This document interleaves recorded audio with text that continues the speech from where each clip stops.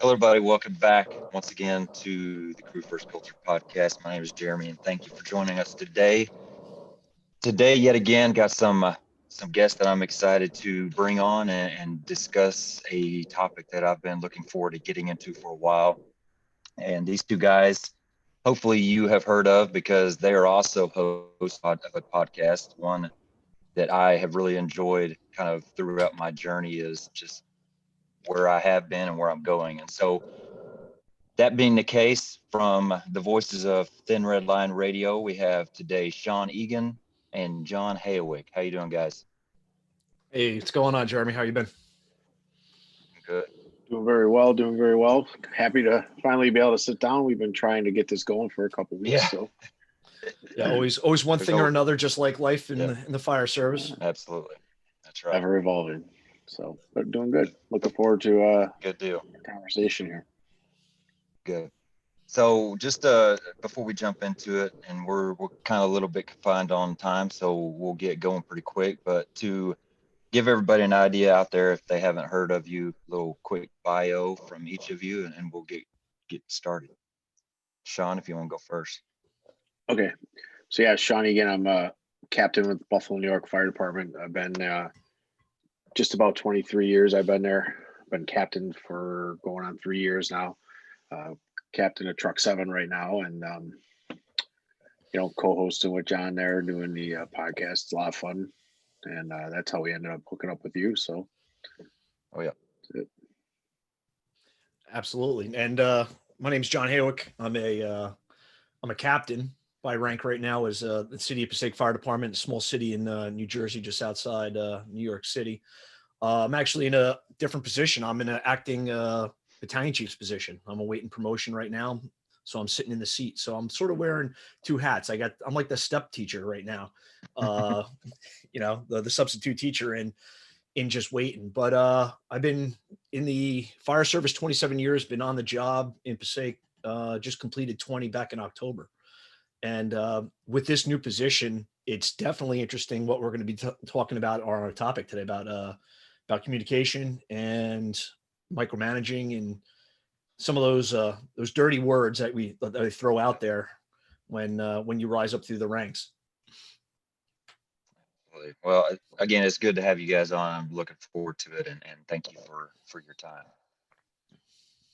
To get started, I've tried to look around to find something really that explained where I was at on the topic that we're going to discuss, and so I found just a little bit of a clip, and I'll read that first, and we'll get into it. But really today, kind of like John alluded to, today we're going to talk about trust in the fire service and dig it even further deeper into that is micromanagement versus empowerment and the effect that both of those have on us. So this is what I found. It says micromanagement kills ownership and promotes a lack of trust.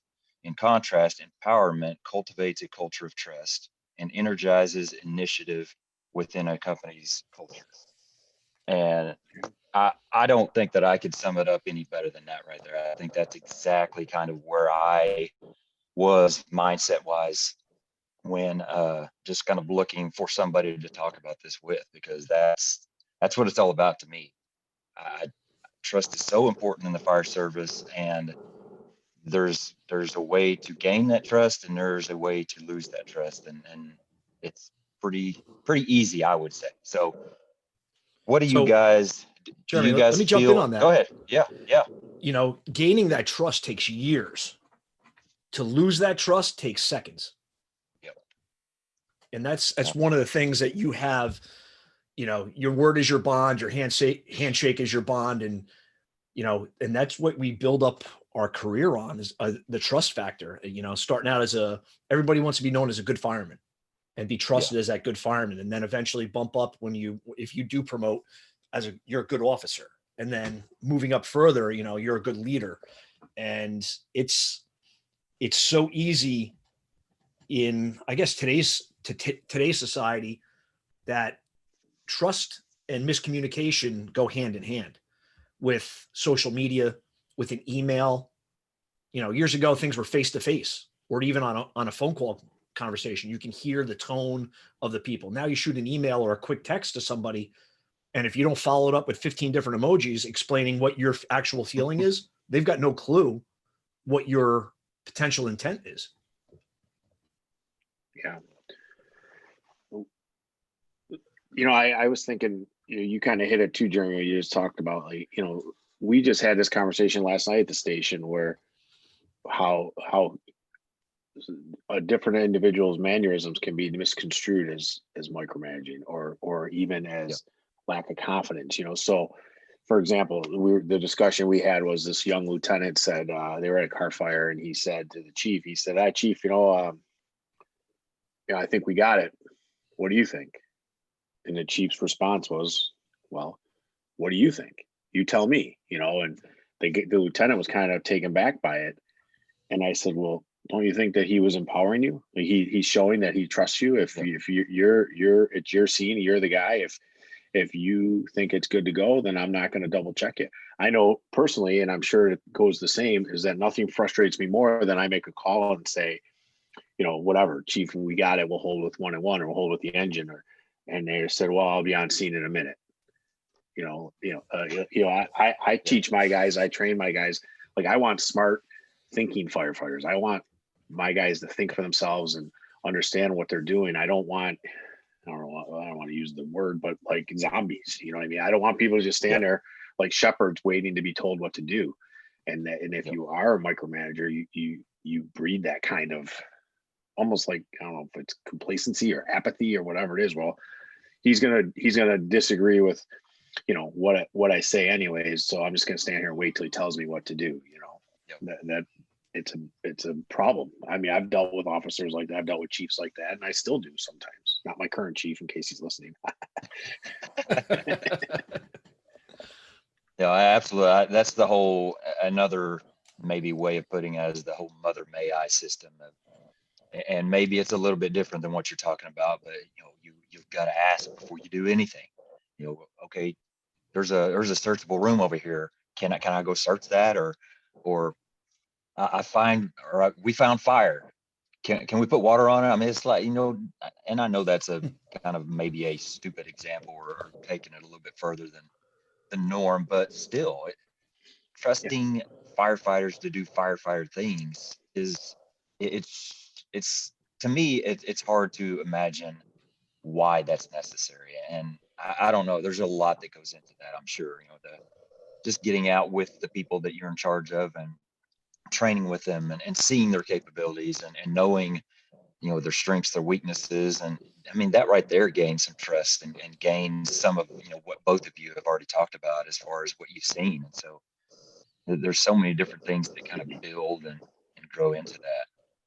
There's nothing more frustrating. Sorry, John. There's nothing more frustrating than, for example, I delegate a task to you, Jeremy, and whatever it may be, go roll the hose, go clean the ladders, do whatever. And then I stand there and, oh, you're going to do it that way? Oh, you're going to clean it doing that? And I mean, and seriously, if you wanted it done a certain way, either A, tell me, or B, just let me do it. Let me do my thing. And, it's a huge problem. And I think if one of us could come up with the magic pill to cure micromanaging, we would maybe be able to retire from service and go, live on an island somewhere. So what were you going to say, John? I was just going to talk about that. Like, so my current experience, I've been on the shift since, as the new tour commander since October. You need to meet your people. You need to understand who they are.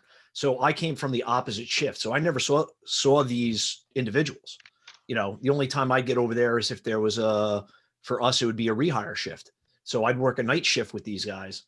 And again, sometimes you know them, sometimes you don't. We're a small enough department that I know everybody's face and name, which is great, but you don't know how they operate. And, you don't want to go based on prior knowledge, if you know what I mean, like word of mouth from other people. Yeah. So you got to see, and when I first got to the tour, I met with the officers. I gave them my expectations, and communication was huge.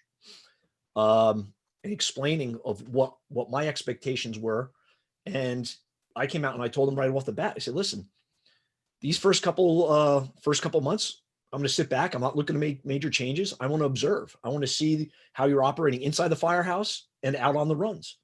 I want to ensure that our policies and procedures are being adhered to, and the safety of our apparatus, our manpower, and the civilians are taken care of. And I think by setting that expectation, it sort of gave me a little open door for me to be in different spots. Obviously, I'm going to spend more time in the station I'm assigned to, but I'm going to be going to the other station to watch what's going on, ensure that things are getting done, speak with the officers, speak with the manpower and the members, as well as on scenes. I might be going to car accidents where I'm not normally assigned to that, just to watch and ensure that we got things going on, or I'm listening more intently on the radio to see what they have. The other night we had a motor vehicle accident with possible entrapment. An entrapment I'll tend to roll on, but you know what? I sat back and waited for the first arriving units to get on scene, give the report. Nope, I didn't have to ride on it. It wasn't entrapment. So there's a fine line, especially when you first start out as a newer officer or a boss, or for me as a tour commander, just to find that. And some people are going to maybe take not offense, but if you're different from the previous boss, like I'm a very hands-on person. I love the job. I'm passionate about it. And my passion may come off that, hey, I want to be there all the time. And maybe the other officer was laid back. And so those vibes of what I'm giving off may cause people to be taken back. If that makes sense. Oh yeah. Yeah. I mean, like I said, there's so many little details that go into it, and maybe even a better place to kind of lay this foundation before we go any further into it is something we kind of about before we started recording, is just the definition of micromanagement and the definition of empowerment, and the what those mean to everybody. And if you haven't worked for somebody that truly is a micromanager and you just have kind of heard what that is, you might not even really understand what a micromanager is. And John, you kind of discuss whatever you want to as far as your situation and the miscommunication of that. But it's funny because I didn't even really see communication being a part of this conversation, but the more you guys talk about it, it absolutely is. And so, that breeds a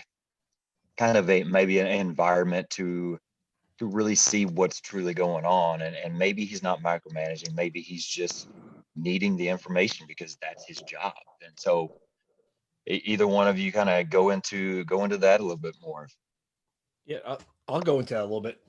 Sometimes, again, newer bosses are going to ask for things. We all have our responsibilities and our tasks, but it's important to know that maybe I have a different priority than the past officer did.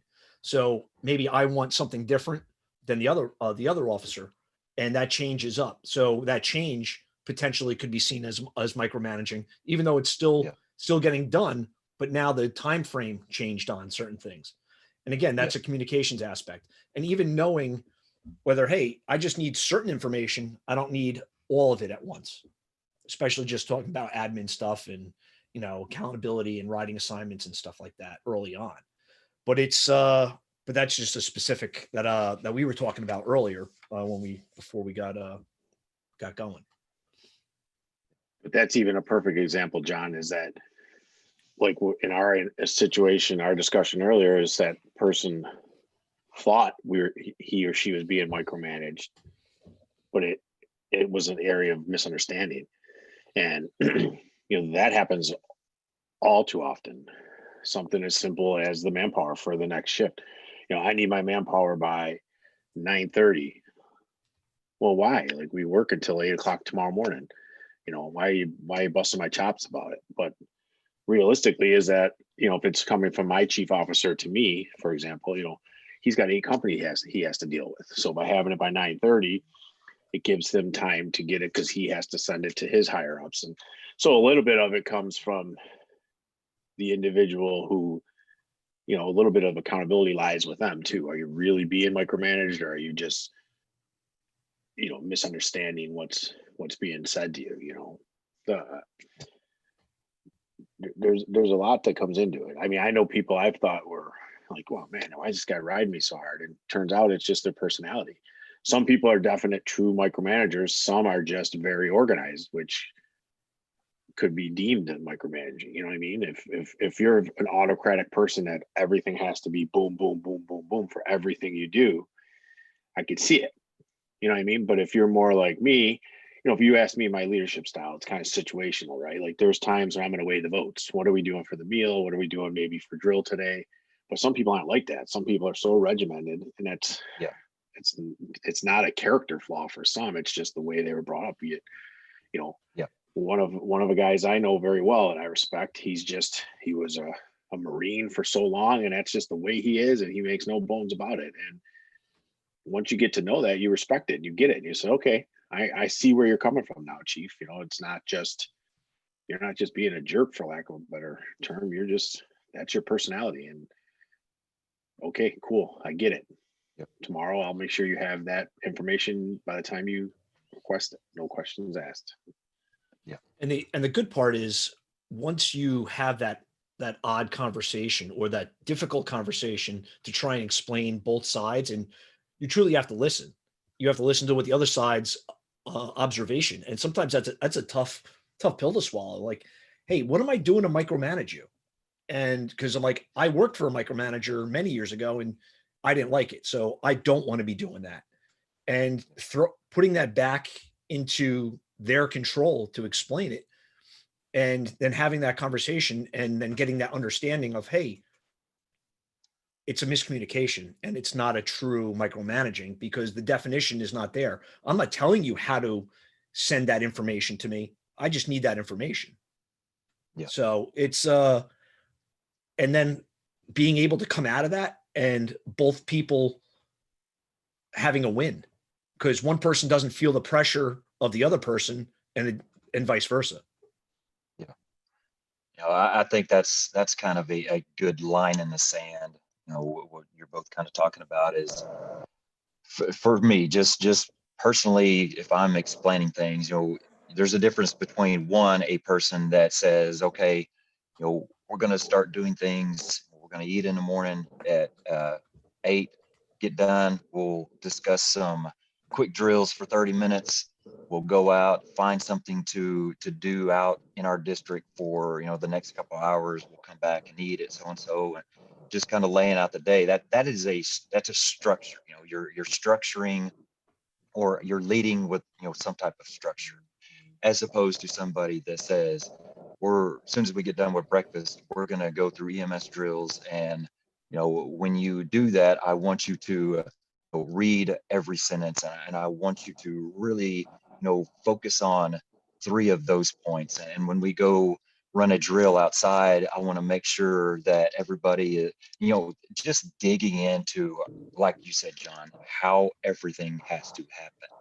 And, you know, as somebody that is in charge of firefighters, I honestly don't know why you would want to be like that, because it puts so much on you as that leader, as that micromanaging leader, that doesn't have to be there. You know, you tell the troops the goal and let the troops do their job. And you know, it's the whole decentralized command type Jocko conversations. And God, I don't know why I would ever want to do that as an officer, as a leader. I don't want that. So there's a perfect, you know, a perfect example of, you know, why you would, you not being able to understand. Going back to what I talked about, maybe it's just that person's personality, and maybe it's that person has wild insecurities, and that's why they're so, you know, everything has to come from me because I need it to be my idea. I can't have Jeremy go to the chief and say, oh, hey, this is the drill I want to do today, because the chief's gonna like, damn, why didn't Sean think of that? It could be coming from an insecure standpoint, could be coming from a young officer, maybe inexperienced, maybe working with, you know, versus somebody that's just like we talked about before, just that type of regimented personality that is, I need to know this, and it's not because I'm busting your balls, it's just the way I am. And Yeah. I think that all requires a conversation, and especially if you're new to a crew or you have a new firefighter come over, that's part of it. Like, hey, here's where I am. Here's my hard and fast. Like, this is how I operate. I'm not going to change. It's just the way I am, and it's not micromanaging because I value your input and I value your ideas. But you have to understand it. This is the way you may, you know, this is the way I operate, and I don't know if that's an answer or not, but you know, coming from a level of insecurity could be a wicked, wicked truth. You know, I don't know enough, so I'm not gonna look or seek out your input. I'm gonna tell you, and I don't whether I'm right or wrong. We're gonna live and die by my word. You know, literally could potentially die. So, Sean, you talked about that Marine officer. You know what? One of the things that I liked when I was a captain, as a house captain, I put up our daily duties, what we had to do, our drill, because we have an assigned drill because it comes out from training division. But you put it on the blackboard. I love the chalkboard. You sign, you put the stuff up there, and everybody does it. But it doesn't matter unless there's a specific time frame that comes down from the higher ups, from headquarters, whether you wash windows first or you're doing a different detail. You know, that's just hey, this is what we got to get done. We're not telling you how to do it, but get it done when it's supposed to get done within our 24-hour shift.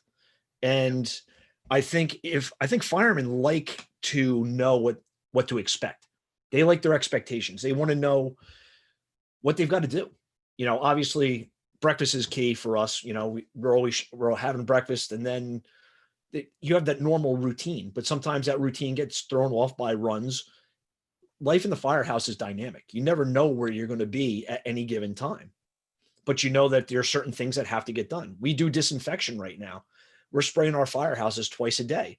So as guys are doing apparatus and equipment check, we have another firefighter that's going through spraying every room of the firehouse, deconning it and disinfecting it because of this COVID thing. And then, but 2 years ago, we weren't doing that. So we had to add that in. You know, it's just a new thing, and we're not telling anybody how to do it. It's just that, hey, let's get it done.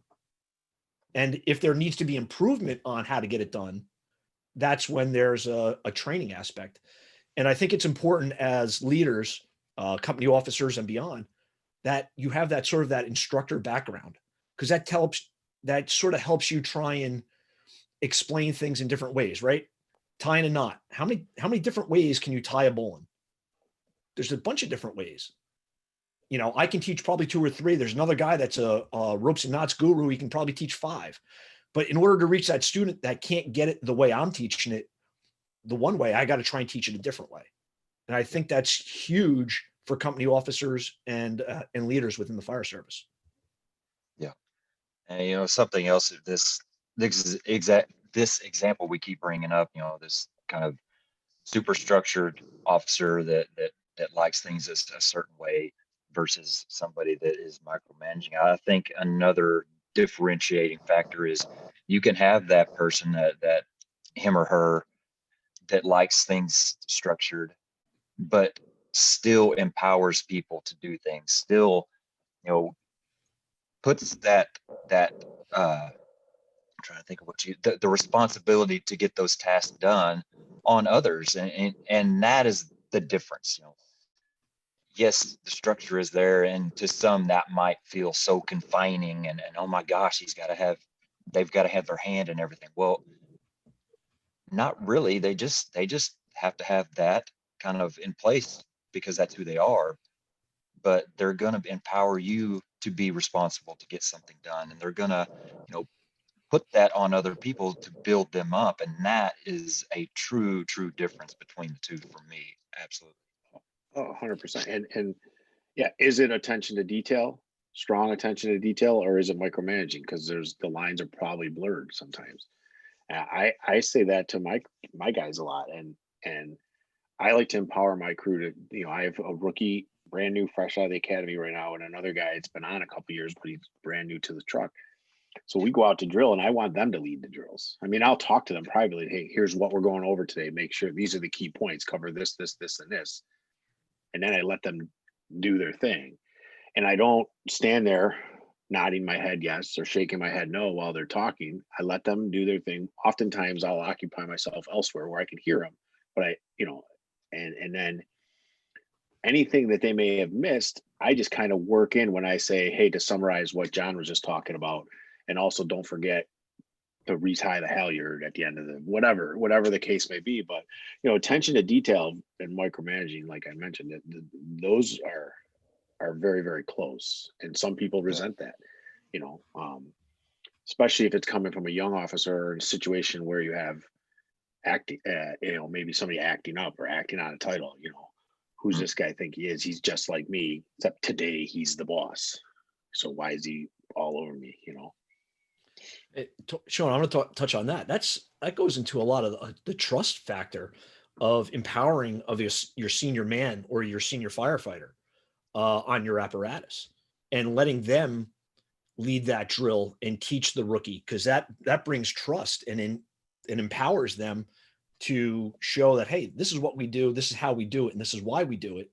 And again, by you sitting back and listening to maybe some important facts that may have been missed, because you know what, we don't remember everything. Sean, how many times do we teach a class and the class is always different because we're adding a different story or something new that came in? So even teaching a basic class, you're like, oh, hey, I got something new. I got a value added statement for this, and throwing that out there. But that breeds trust in the company and in the officer, that you trust your members to instill the new lessons with a junior firefighter or a rookie firefighter. That's huge. And again, going back to that chalkboard idea, as long as the check marks get done, or if it gets erased, we know it's done. And that's passing the information up, whether it's a direct, hey, chief, we got this done, or hey, cap, house cap, hey, we got that accomplished. It's all good. And we know it's done. We're not riding somebody. Hey, did you do it? Did you do it? Did you do it? If you're riding somebody, you're going to cause problems.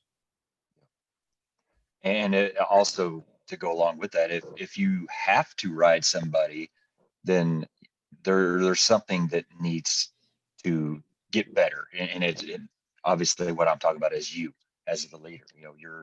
If you're having to prod somebody along, there's probably something you need to be doing better to lead that person or teach them or something. You need to pick something up, because that shouldn't have to be the case. We're working with adults. We're in charge of grown men and women, and we should be able to treat them as that. So yeah, that's for sure. And I have that sort of discussion often, like, yes, we're all adults here. These types of conversation, or these reminders, if you will, shouldn't need to happen. And I always preface it by saying, despite the way we operate. Listen, let's face it, sometimes the firehouse could be like a social club, the Boys and Girls Club, in terms of it's like a contest to see who can get a bigger TV next, and but I said, despite all that, despite these terrific meals that we have, and the camaraderie and the friendship and the brotherhood and sisterhood, this is where we work. This is a place of employment, and it has to be treated as such. And there's a thing floating around lately on the internet where it says, welcome to station X, and it says, this is a firehouse, not a fire station. Treat it as you would treat your house. And these are people aren't your coworkers, they're your family, and treat them as if you may take your last breath with them someday. Like, how, that's like, whoever came up with that, it was that should be hung at every fire station in the world. Yeah. But, yeah, absolutely. Yeah. The family aspect, I talked on that with my when I was a house captain. Hey, we're a family, and guess what? Families sometimes are going to disagree, right? What family doesn't disagree? We're going to have our different viewpoints, and that's important. But it's how we get past those differentiating viewpoints, those different viewpoints, to come to an agreement, is what makes the family stronger. Respect. I mean, I think you sum it up one word, it's respect. You know, you treat somebody with respect, and hopefully you are, receiving respect in return, especially in that group, in that firehouse, that crew, and that, basically what you're saying, that family. Everything that happens should revolve around respect. I think that's huge, huge, huge. I agree. And that respect The goes back to that lack, maybe the lack of micromanaging or the empowerment of your individuals. You know, you're not going to be respected if you're riding everybody. Yeah. I've seen in my career, I've seen chiefs get iced. They pull into the firehouse, the officer says hello to them, and everybody else, boom, out of the day room, out of the kitchen. And, is that respect? Heck no. But why? Why did it get there? And again, it's not for me to figure out, but if it's happening to me, it's absolutely the reason why I got to figure out what's going on. What did I do? And how do you do that? And again, that's ownership. As ownership of your actions and your words. And we just caught our it was a couple shifts ago. We just caught a nice third alarm fire, second alarm on arrival, and my tour did a great job. The guys and girls did phenomenal. They saved probably we had a board up house with extension to either exposure on both sides, and we were able to save the D exposure and the B exposure with minimal damage to the B. But they worked long and hard and fought hard and with minimum staffing. And I praise them left and right. They, that was my first fire with them and their first fire with me.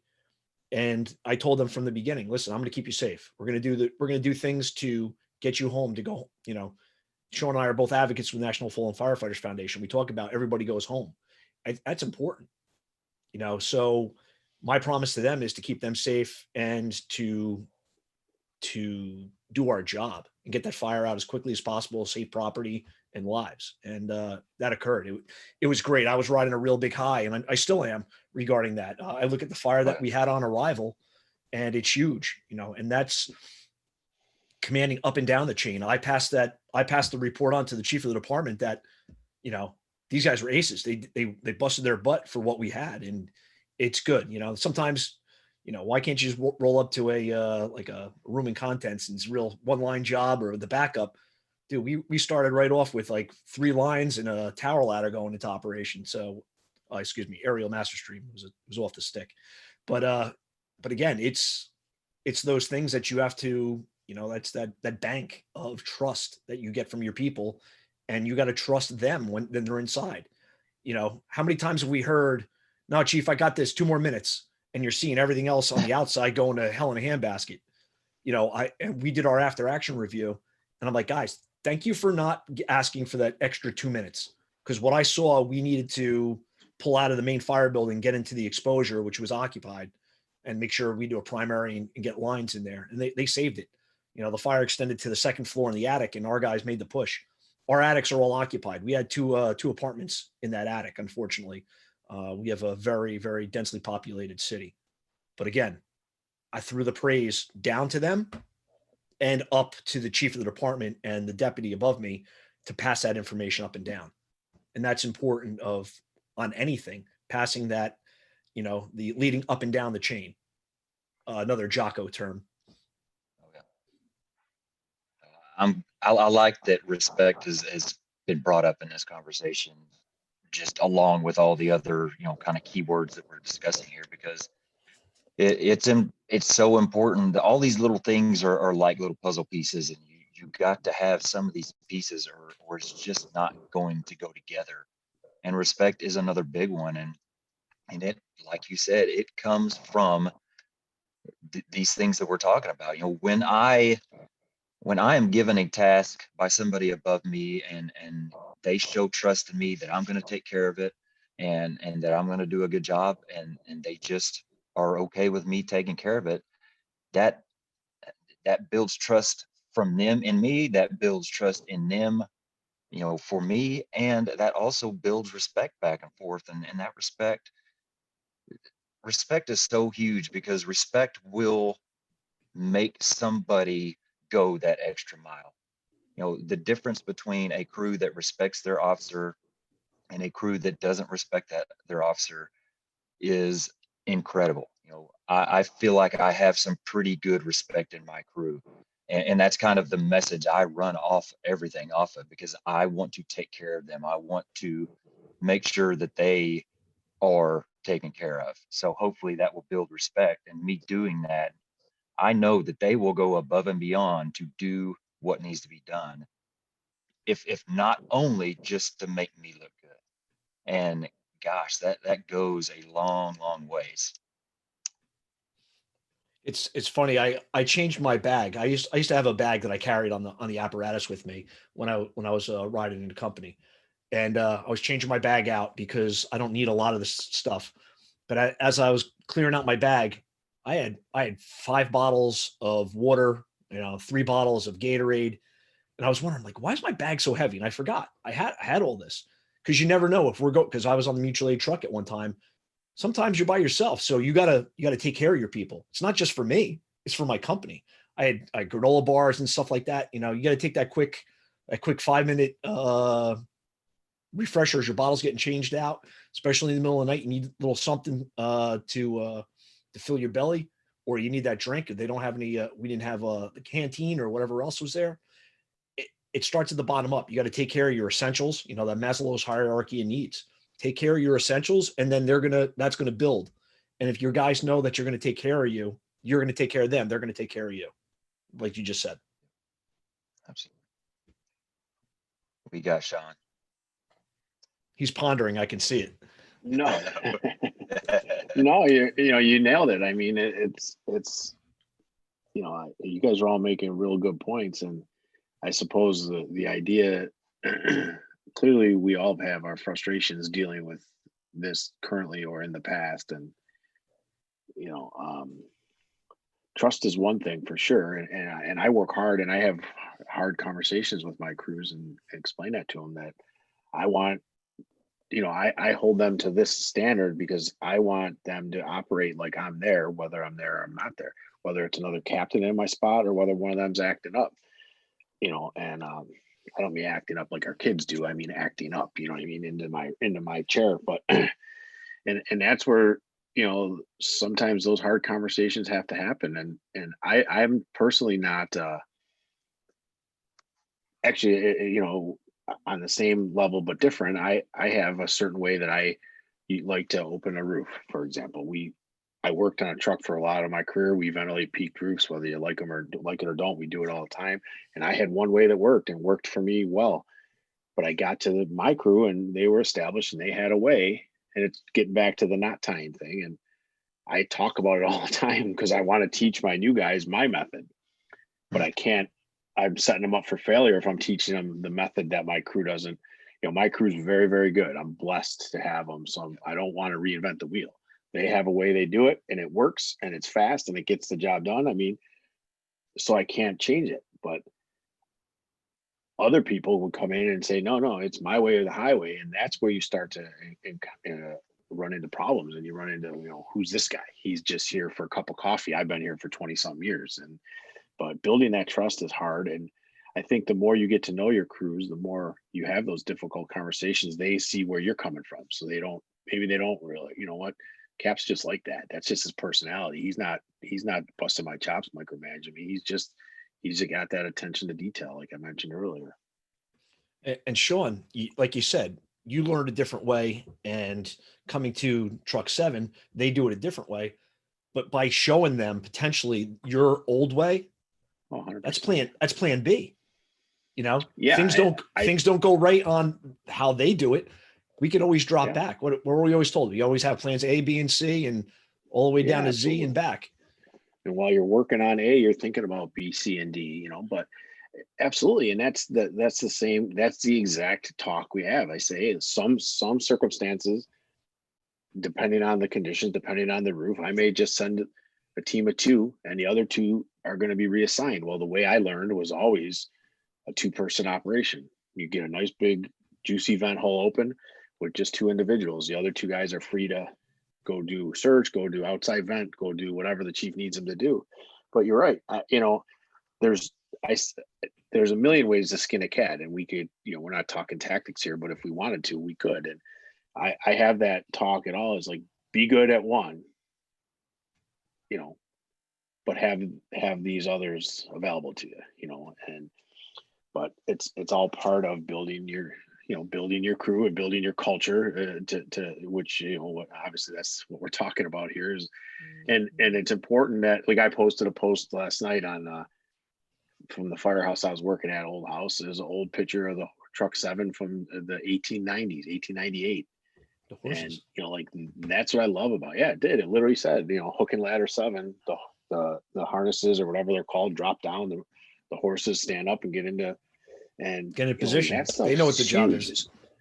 But so, like, so much of it, not to get off topic, but so much of our current cultures and traditions could go bye-bye because there's nobody there to share it, and, Yep. but And that's part of our job as officers, to keep that culture and instill the good culture, of the Yeah. fire service, pass on those traditions that are redeemable, that have to be passed on for future generations. And you know what? Sometimes people are complaining about this new generation of firefighters. Well, if you complain about the new generation of firefighters, I'm going to look at the older generation of firefighters that's not doing the job to pass on those traditions and cultures to the newer generation, and then explain why it's important. Yeah. And something that I wanted to go back to, that, Sean's example of the way you like, to vent and stuff like that. I think that's a very good example of just a leadership maturity, knowing that I am very comfortable and confident in the way I do things, but I see that they are doing things a different way, but I also see that they are very competent in what they're doing. And so I trust that they can get it done.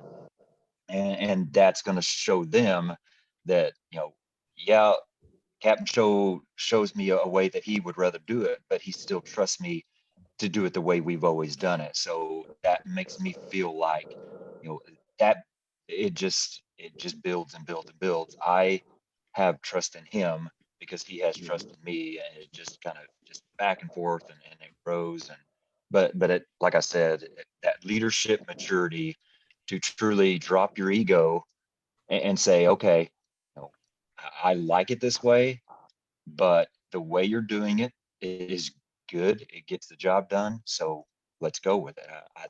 That's a pretty cool kind of example you gave there. and that could be the same, on the same vein as, maybe I come in as the new captain to a crew that's already established, and I'm the micromanager while I learn their skill sets, while I see Yeah. what they have, because I come in and I very much observe. I don't come in like, again, my way, highway. I come in and here's how they drive, here's how they operate, here's how they do the rig checks, here's how they this, and I don't say anything, and it just takes it all in.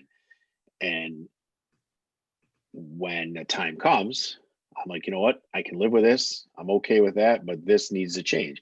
And I think by doing it that way, the guys and the gals understand that, okay, cool, Cap's not just saying it's my rig now, do it or go. He's got an idea that's going to work, and he's going to hear me out why we've done it, whatever, why we've done the rig checks this way instead of that way, or why we've done. And I think you garner that level of respect, and they understand that your opinion is important and your opinion matters to me, and I want to hear it. But ultimately, I'm tasked with making the final say and making the final decision. And going back to the earlier, sometimes that decision is as simple as, do we want ham or turkey? But sometimes it's a matter of go or no go, right? And Yeah. that's where the trust comes in. Sean, you're absolutely right. You're going to set your people up for success. I think that's a phrase that I tend to use when speaking with individuals as well as companies, and now as a tour commander. I'm going to give you the powers and the tools to do what you got to do to set you up for success, because that's what our job is. Sean, you hit your nail on the head with that. The little things in the firehouse and how they get done will lead to a go, no go choice on the fire ground. And if you know that they listen to you in the firehouse and do that thing, they know that you're going to take care of them on the fire ground when you say, no, no, not this building, the next one. Or, hey, this building now, we've got it. Make the push. Yeah, and that's the, you know, going back as far back as their days in the academy. Man, why are you riding these guys so hard about going to the bathroom in pairs or going to, and you know, the simplest things that seem silly to the outside world, but they have to understand that, you know, when the push comes to shove, just to your example, hey, we need to go. There's no time for debate. It's go time. You know, we need to get out of here because the building's going to fall down. Well, Kev, I don't know. It looks okay to me. You know, like if I can't, that's all part of going way, way, way back. And I've had this discussion. I think we actually talked about it on a podcast before that. You know, if I can't trust you to mop the floor, how can I trust you to get me home safe, help me get home safe? And it's all part of, and some people misconstrue that as micromanaging, and it's not. It's, you're absolutely right, Sean. You know, like you said, why do the rookies go to the bathrooms in pairs, you know, in rookie school in the academy? Because now we're going to send 2 people down to go shut the utilities off in a basement, which might have a low oxygen area or content. And one person, if they go, they may become overcome. But if you got 2, you're able to work together, smarter, safer, all that other stuff.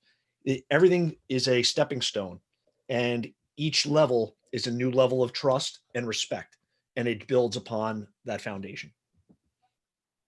This is a great kind of, I love how these conversations just kind of, they go, and it's interesting that they keep hitting on things that I want to really bring up. But I love all of these things at the station, you know, these little tasks that Sean and, well, both of you have talked about, just trying to pass on as much as possible at the station, to where nothing is emergent, nothing is dangerous.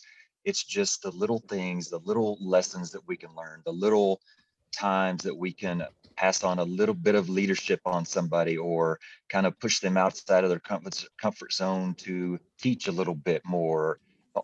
There's so many times at the station, or driving around, whatever, away from incidents, that we could be using to grow people's leadership, to grow their confidence, you know, everything.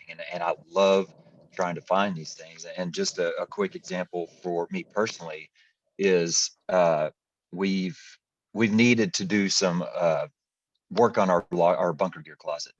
You know, it was a mess, and we wanted to build some type of organization in it. Well, I've got a guy that is one of the newest guys on the department, you know, very young.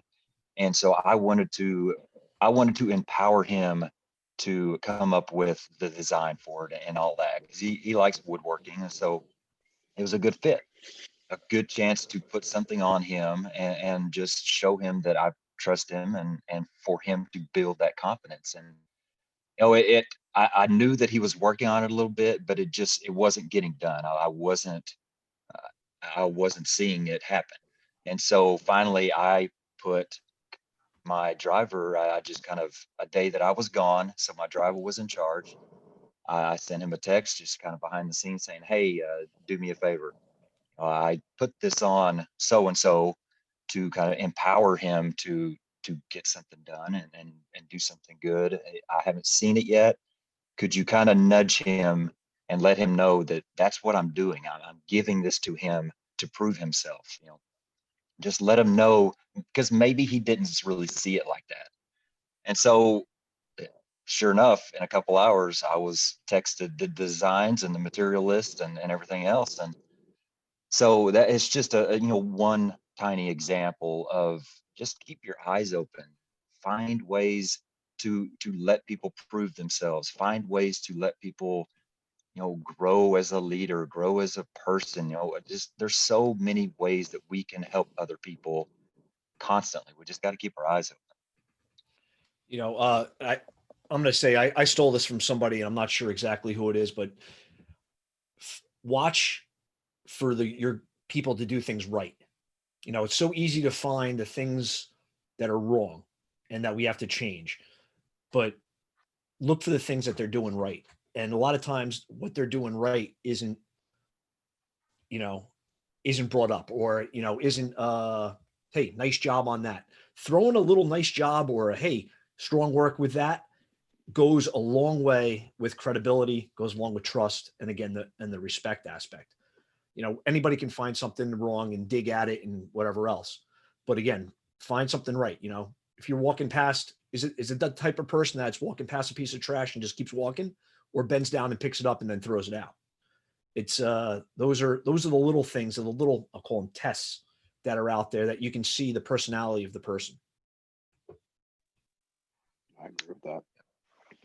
Yeah, that's big. You empower your people to be better, and it's going to help them down the road in their career if they decide to go up in rank. And you hope that you hope you're one of the officers that they want to emulate, not one of the ones they want to be the opposite of. You know what I mean? So, and it is, Jeremy, like you said, the little things that you can solve in the station, that kind of the quick little attaboys, like whatever it is, something as simple as the guys decided, the ladders got, the platoon before us had a job the night before, ladders were all muddy from the, they pulled the rig out, they had the ladders all washed and cleaned, and without even being asked or being told. And like silly things like that matter, because so many people wouldn't think to do it. Oh, the ladder's dirty, big deal. It's always going to be dirty. It gets stuck in the ground, in the mud, but oh, hey, we're supposed to wash them on Thursdays, right? The little Exactly. things. It can wait. No. It's not about waiting. The grass is due on Thursday, but it's going to rain all weekend. Why not cut it on Wednesday? That's the stuff those are small little victories, especially with a younger department like mine. Is they don't have that. We have 5 or almost, Christ, I think it's like 550 or so with less than 10 years on. It's a lot. It's a huge turnover. And, the 10-year people now are veterans, but they're still 10-year people. You know what I mean? And, if you had, say, 50 of them from the 2009 class was the first big hire they started. And of those 50, if you take the 50% rule, 50 are just there kind of for the paycheck, and 20% are really into the job. 10% are kind of into the job, but they're cool, just to lay low and do the bare minimum. And, so you have this many, 20% trying to carry on your cultures and traditions and teach and help the officers to keep those things going. And, like I said, it's little things like we still do the logbook, and we still write in certain, we have pens with, a pen like this we have red ink or blue ink on one side or black ink on one side, and they took this piece off and stuck a red ink on the other side. So when you're logging your runs in the book, you put it in red and you flip the pen around and write, so silly things like that, like that's a dumb little thing. That's huge. But in the big picture, somebody in the 1940s came up with it, and I think it should be carried on, and the end of the day, it doesn't mean much, but it's pretty cool. Or you'd have 2 pens taped together, fireman ingenuity, but it's Sean, along those lines, when I was a firefighter coming back from runs, especially on a snowy day, Jeremy, you guys might not get that much snow, right? Not much, but enough. Enough, yeah. But every time we come back from a run, I'd rinse the rig down. I wouldn't wash it, but I'd rinse it, because we wash it in the morning, and then I'd rinse it. And guys are like, why? I'm like, well, look at the salt, look at the sand that's on the side of it. A, I want it reflective, and B, I don't like a grimy looking rig. And that was me as a firefighter, and I sort of instilled that in some of the younger firefighters that are doing it. And it still gets done today. Sometimes when it's rainy out, we just had a really bad rainstorm blow through, and our guys are out. They're pretty busy, but things come back, and guys got a hose out there spraying it down. They don't re-rack the hose. They let it stay out, and maybe an officer like, hey, how come that's laying out? Well, no, I understand that, because when the rig backs in, they give it a quick rinse, right? Take care of the grime and everything else, and we're ready to go. I like a shiny truck. So that's my, that's something that's a personal thing for me. I'm not going to tell somebody to go do it, but it's company pride though. And, but for every person that likes the shiny truck, there's 5 that look like, oh, this truck's dirty and because we're busy and we go to work. And I like the, we're busy and we go to work, but we still the job's not through till the equipment's all ready, and the equipment being ready is the rig looking sharp. You know, at the end of the day, it's Yes, all that that matters. ownership and pride, and again, like I said, with the respect, all these little keywords they keep getting brought up. It's like rabbit holes, but at the same time, you start with empowerment, you go with trust, you then get into respect, and now we're into pride and ownership, and man, it's just all like we're discussing earlier, it's culture, and it just all these little pieces are just part of the big picture. And when you can truly add all those things in there, and you can get into the culture thing, and something that Sean brought up earlier was, and I can't remember how you worded it, but basically building up leaders and teaching them, and hoping that they carry on, after you. And that's kind of my goal as a leader, is to truly build tomorrow's leaders, build people into somebody that's better, that will be better than I am.